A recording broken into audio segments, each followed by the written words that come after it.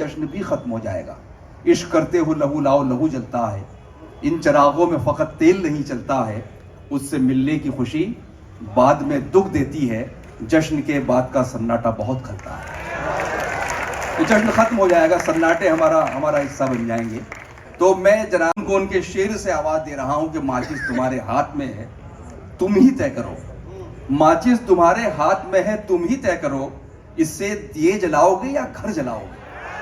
استقبال کیجئے جناب. تم نہ مانو مگر حقیقت ہے, عشق انسان کی ضرورت ہے, اس کی محفل میں بیٹھ کر دیکھو زندگی کتنی خوبصورت ہے. کچھ لوگوں کے ساتھ ہونا چاہیے ہندو مسلم چاہے جو لکھا ہو ماتھے پر, مگر آپ کے سینے میں ہندوستان ہونا چاہیے. تو میں جو گرا ہوں تو ہوا پوچھتی ہے آپ کیوں آئے تھے اس دشت میں وحشت کے بغیر. ایک اور شعر سن لیجئے. پوری طرح سے اب کے تیار ہو کے نکلے, ہم چارہ گر سے ملنے بیمار ہو کے نکلے. مقصد میری بات کا گزارش کر رہا ہوں اس شعر کے ساتھ کہ سخن کا تاج تو سر پر ضرور رکھا ہے مگر خدا نے تکبر سے دور رکھا ہے. بڑی پیاری شخصیت, بہت کوشش کی وہاں ٹریفک کانسٹیبل نے, لیکن وہ نہیں رکی.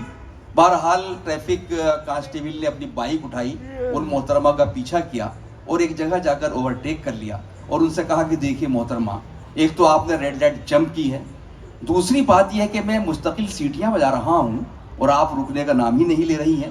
تو محترمہ نے بڑی معصومیت سے کہا ارے بیٹا میری عمر اب سیٹیاں سننے کی کہاں.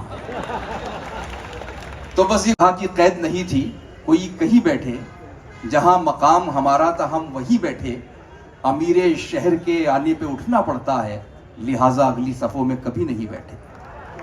یہ شعر جناب میں دیکھیں گے. ایک شعر پڑھتا ہوں ان کے استقبال میں کہ تیرا دیکھ لیلا تیرا مجنو کیسی لک پر آ گیا, دیکھ لیلا تیرا مجنو کیسی لک پر آ گیا, عشق صحرا سے نکل کر فیس بک پر آ گیا. استقبال کیجئے. یہاں سے اپنی بات شروع کرتا ہوں. عرض کرتا ہوں کہ درد ایجاد کرتے رہتے ہیں, دل کو آباد کرتے رہتے ہیں. درد ایجاد کرتے رہتے ہیں, دل کو آباد کرتے رہتے ہیں. آج کل کوئی کام کاج نہیں, ہم تجھے یاد کرتے رہتے ہیں. درد ایجاد کرتے رہتے ہیں, دل کو آباد کرتے رہتے ہیں. آج کل کوئی کام کاج نہیں, ہم تجھے یاد کرتے رہتے ہیں. ایک مطلع اور شعر اور پڑھ دیتا ہوں. عرض کرتا ہوں کہ درد کو دل سے نکلنے کا بہانہ مل جائے, درد کو دل سے نکلنے کا بہانہ مل جائے, کھل کے رو لوں جو مجھے بھی کوئی شانہ مل جائے, کھل کے رو لوں جو مجھے بھی کوئی شانہ مل جائے. اور یہ شعر یہ ہمارے اساتذہ نے اس مضمون کو بہت استعمال کیا ہے, میرے یہاں یہ لاشعوری طور پر بے ساختہ آ گیا ہے, تو میں پڑھ دیتا ہوں. عرض کرتا ہوں کہ کھل کے رو لوں جو مجھے بھی کوئی شانہ مل جائے. شعر یہ ہے اس کے کوچے کی طرف چل تو دیے ہیں لیکن, اس کے کوچے کی طرف چل تو دیے ہیں لیکن, کہیں ایسا نہ ہو رستے میں زمانہ مل جائے. اس کے کوچے کی طرف چل تو دیے ہیں لیکن, کہیں ایسا نہ ہو رستے میں زمانہ مل جائے, کہیں ایسا نہ ہو رستے میں زمانہ مل جائے. جب لے کے ہتھیلی پر ہم جان نکلتے ہیں, جب لے کے ہتھیلی پر ہم جان نکلتے ہیں, ظلمت میں اجالوں کے امکان نکلتے ہیں, ظلمت میں اجالوں کے امکان نکلتے ہیں. اور شعر ملاحظہ کریں دوستو, پھر لے کے حساب دل پچھتانا پڑا اس کو, حساب دل, پھر لے کے حساب دل پچھتانا پڑا اس کو, کچھ اس پہ ہمارے ہی احسان نکلتے ہیں. پھر لے کے حساب دل پچھتانا پڑا اس کو, کچھ اس پہ ہمارے ہی احسان نکلتے ہیں. اور یہ شعر آپ سب لوگوں کی نظر, بھوپال کی نظر اور اس خوبصورت ماحول کی نظر کر رہا ہوں, شاید اچھا لگے آپ کو. پیش کرتا ہوں کہ یہ شہر رہا ہوگا, آپ بھی لوگ شامل ہو سکتے ہیں جب میں شعر پڑھ رہا ہوں. اور آپ سے تو بہت امید ہے جو اوپر والے لوگ بیٹھے ہیں ہمارے نوجوان ساتھی. ہاں یہ شعر دیکھیے, لے جائیے اپنے ساتھ. پیش کرتا ہوں. پھر لے کے حساب دل پچھتانا پڑا اس کو, کچھ اس پہ ہمارے ہی احسان نکلتے ہیں. اور شعر یہ ہے, یہ شہر رہا ہوگا شائستہ مزاجوں کا, یہ شہر رہا ہوگا شائستہ مزاجوں کا, اس شہر کے ملبے سے گلدان نکلتے ہیں.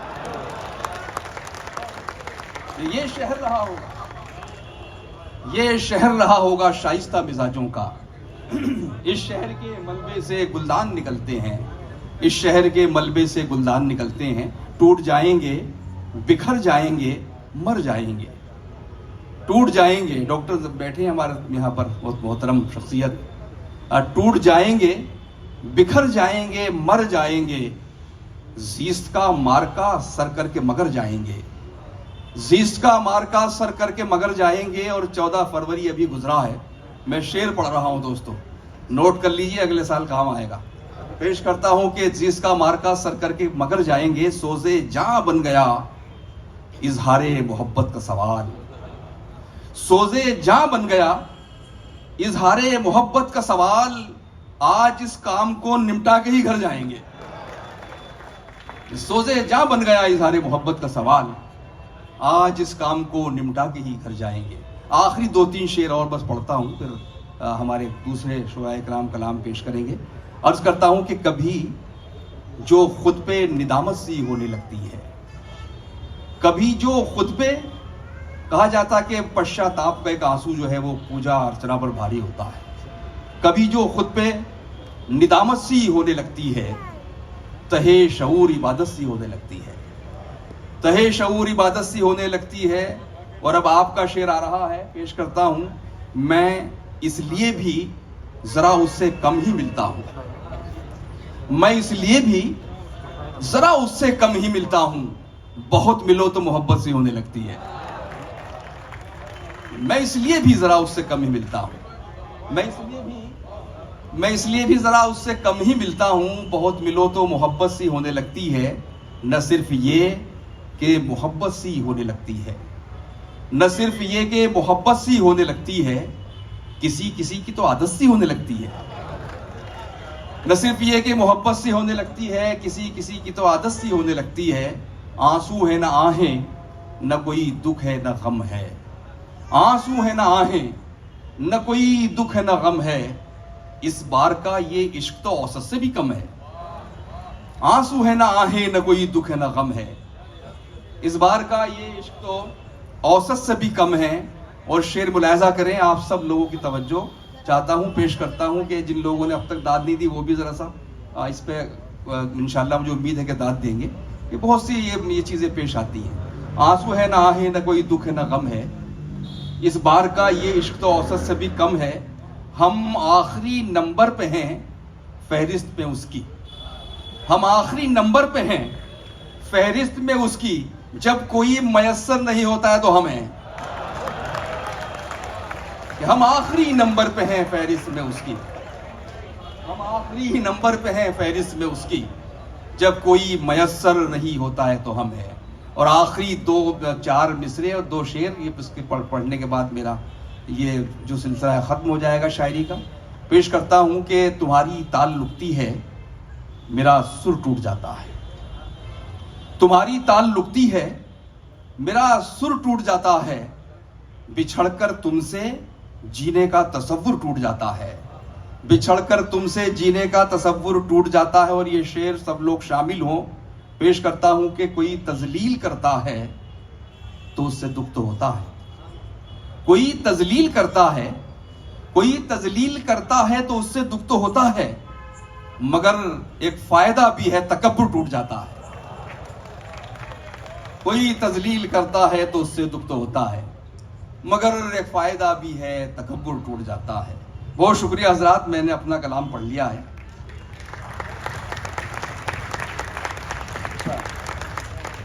اعظم صاحب، ڈاکٹر اعظم صاحب کا حکم ایک مطلب پڑھ دیتا ہوں۔ تو مطلب یہ ہے کہ صدیوں میں 2-4 ہی رہبر ہوتے ہیں، صدیوں میں 2-4 ہی رہبر ہوتے ہیں، باقی سب اسپیڈ بریکر ہوتے ہیں۔ صدیوں میں 2-4 ہی رہبر ہوتے ہیں، باقی سب اسپیڈ بریکر ہوتے ہیں۔ بہت شکریہ دوستو، آپ نے بہت محبتوں سے سنا اور حسب ضرورت اپنی داد و تحسین سے بھی نوازا، اور میں بھی خوش ہوا کہ میں نے ایک پلیٹ فارم بنایا اپنے آنے والے شعراء کے لیے۔ دیکھیے، یہ شروع میں شاعر اپنا کلام پڑھتا ہے، اس کو داد ملے نہ ملے، مجھے تو خیر کافی دے دیا آپ نے، اللہ کا شکر ہے۔ تو دراصل یہ بنیاد کے پتھر ہوتے ہیں جو ابتدائی شاعر ہوتے ہیں، اگر یہ بنیاد کے پتھر نہ ہوں تو اس پر آپ کوئی عمارت تعمیر نہیں کر سکتے. اور میں تو ابتدائی شاعروں کو جو شروع میں کلام پڑھتے ہیں رن وے کہا کرتا ہوں کہ اگر رن وے نہ ہو تو مشاعرے کا جو جہاز ہے وہ اڑان بھر ہی نہیں سکتا ہے. تو آئیے اس موقع پر میں چاہتا ہوں کہ اپنے بہت ہی محترم اور وہ سینئر ایک شاعر اور شخصیت کو اس وقت میں زحمت سخن دوں. وہ شخصیت تو ایک ہے لیکن ان کے پہلو بہت ہیں, ان کی جہتیں بہت ہیں, کئی حوالوں سے ان کی پہچان ہے. اچھا